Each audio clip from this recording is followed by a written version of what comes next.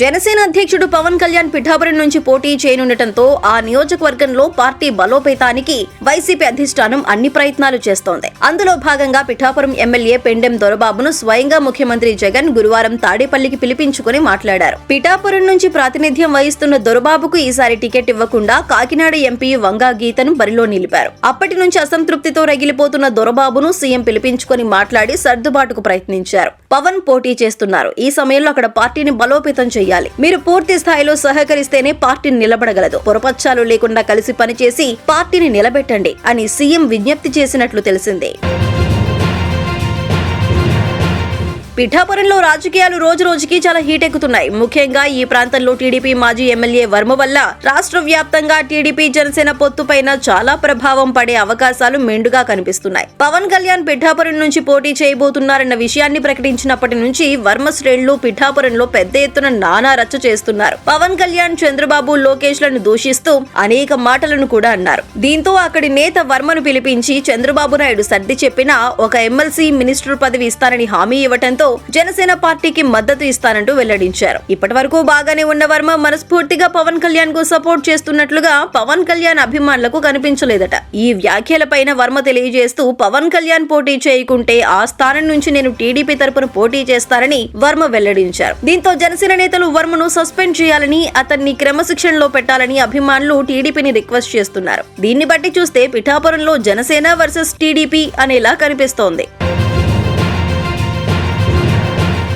Delhi liquor policy కేసులో ముఖ్యమంత్రి అరవింద్ కేజ్రీవాల్ ఎట్టకేలకు అరెస్టు అయ్యారు. మనీ లాండరింగ్ కేసులో కేజ్రీవాల్ ను 2 గంటల పాటు విచారించిన అనంతరం ఎన్ఫోర్స్మెంట్ డైరెక్టరేట్ అరెస్ట్ చేసింది. కేజ్రీవాల్ ను చాలా కాలంగా అరెస్టు ముప్పు తోణికిసలాడుతున్నప్పటికీ గురువారం ఢిల్లీ హైకోర్టు నుంచి ముఖ్యమంత్రికి ఊరట లభించకపోవడంతో ఆయనను ఎప్పుడైనా అరెస్ట్ చేయవచ్చని నిర్ణయించారు. గురువారం అర్ధరాత్రి ఈడీ బృందం కేజ్రీవాల్ ఇంట్లో సోదాలు చేసి ప్రశ్నించిన తర్వాత అరెస్ట్ చేసింది. కేజ్రీవాల్ అరెస్టు తర్వాత ఢిల్లీ ప్రభుత్వం ఏమవుతుంది? ఢిల్లీ ప్రభుత్వం ఎలా నడుస్తుంది? జార్ఖండ్ ముఖ్యమంత్రి హేమంత్ సోరెన్ లాగా కేజ్రీవాల్ కూడా రాజీనామా చేసి మరొకరికి అధికార పగ్గాలు అప్పగిస్తారా అనే ప్రశ్నలు అందరి మధ్యలో ఉదయిస్తున్నాయి. అరవింద్ కేజ్రీవాల్ ను ఈడీ అరెస్ట్ చేసినప్పటికీ రాజ్యాంగం ప్రకారం సీఎం పదవికి రాజీనామా చేసే అవకాశం లేదు. దేశంలో ఏ పార్టీ లేదా ముఖ్యమంత్రి జైలు నుంచి ప్రభుత్వాన్ని నడపకుండా నిరోధించే చట్టం లేదు. భారత రాజ్యాంగంలో కూడా దీనిపై వైఖరిని స్పష్టం చేయలేదు. నేరం రుజువు కాకముందే ఏ నాయకుడైనా ముఖ్యమంత్రిగా, మంత్రిగా, ఎంపీగా, ఎమ్మెల్యేగా ఉండి జైలులో ఉండి కూడా ప్రభుత్వాన్ని నడపవచ్చని చట్టంలో పేర్కొన్నారు.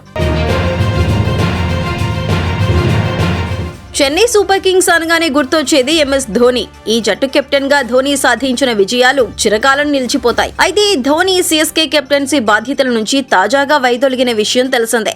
ఐపీఎల్ 2024 ప్రారంభానికి ఒక్క రోజు ముందు ధోని తన నిర్ణయాన్ని ప్రకటించాడు. సిఎస్కే నూతన కెప్టెన్ గా రుతురాజ్ ఎంపికయ్యాడు. అయితే ధోని నిర్ణయంపై ముంబై ఇండియన్స్ మాజీ కెప్టెన్ రోహిత్ శర్మ స్పందించాడు. ధోని నిర్ణయం వెలువడిన కాసేపటికే అతడితో ఉన్న బంధాన్ని రోహిత్ తన ఇన్స్టా అప్డేట్ లో ఓ ఫోటోతో పంచుకున్నాడు. కెప్టెన్ గా ఉన్న సమయంలో ఇరువురు చేయి కలుపుతున్న దృశ్యాన్ని షేర్ చేసి కింద షేక్ హ్యాండ్ ఎమోజీని యాడ్ చేశాడు. మరోవైపు ఈ సీజన్ నుంచి ముంబై ఇండియన్స్ కెప్టెన్ గా రోహిత్ స్థానంలో హార్దిక్ పాండ్యా బాధ్యతలు స్వీకరించిన విషయం తెలిసిందే. మరోవైపు టీమిండియా మాజీ ఆల్రౌండర్ ఇర్ఫాన్ పఠాన్ సైతం ధోని నిర్ణయంపై స్పందించాడు. కెప్టెన్ కూల్ నాయకత్వం దశాబ్దాల పాటు నిలిచిపోతుందని ప్రశంసల వర్షం కురిపించాడు.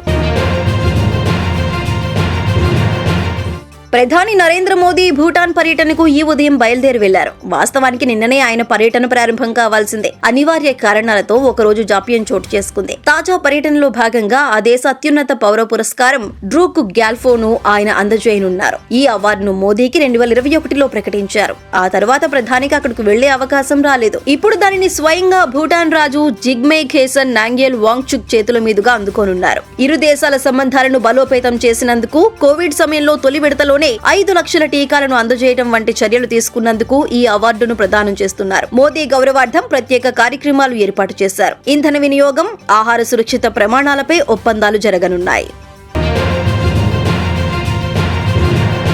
ప్రస్తుతం ప్రాంతంతో సంబంధం లేకుండా నేరాలు పెరిగిపోతున్నాయి. హైదరాబాద్ బేగంపేటలో ఈ ఘటన వెలుగు చూసింది. 2 దుండగులు ఒక తుపాకీ తీసుకుని ఓ ఇంట్లోకి చొరబడ్డారు. అక్కడి ఇంట్లో కేవలం ఆడవాళ్లు మాత్రమే ఉన్నారని తెలుసుకున్నట్లు ఉన్నారు. అందుకే ఆ ఇంటిని టార్గెట్ చేసుకుని దోపిడీకి పథకం రచించారు. అనుకున్నదే తడవుగా 2 అగంతకులు గేట్ తీసుకుని కారిడార్ లోగా మెయిన్ డోర్ దగ్గరికి వచ్చారు. మెయిన్ డోర్ దగ్గర ఏదో చెబుతున్నట్లుగా నటించి ఒక పాత నాటు తుపాకీ బయటకు తీసి 2 ఇంట్లోకి వెళ్లారు. అయితే ఆ ఇంట్లో మహిళ గన్ పట్టుకున్న వాడిని బయటకు లాక్కొచ్చింది. గన్ పట్టుకున్న అతని చేతిని వదలలేదు. ఆమెకు కుమార్తె కూడా తోడు వచ్చింది. ధైర్యంగా ఆగంతకులతో కుమార్తె కూడా పోరాడింది. ఆ తల్లి అతని దగ్గర నుంచి గన్ లాక్కుంది. అతనికే ఎక్కువ పెట్టింది. ఎక్కడ ఆమె గన్ తో కాలుస్తుందని వాడు అక్కడి నుంచి పరారయ్యాడు. రెండో వ్యక్తి ఇంట్లో నుంచి బయటకు రాలేదు. అతను భయంతో ఇంట్లోనే ఉండిపోయాడు. అయితే అప్పటికే రోడ్డు మీద ఉన్న కొందరు లోపలికి వచ్చారు. రెండో వ్యక్తిని ఆ మహిళ బయటకు లాక్కొచ్చింది. ప్రాణాలు అరచేతిలో పెట్టుకుని ఆ ఇద్దరు ఆగంతకులు పరారయ్యారు. కేసు నమోదు చేసుకున్న పోలీసులు దర్యాప్తు చేస్తున్నారు.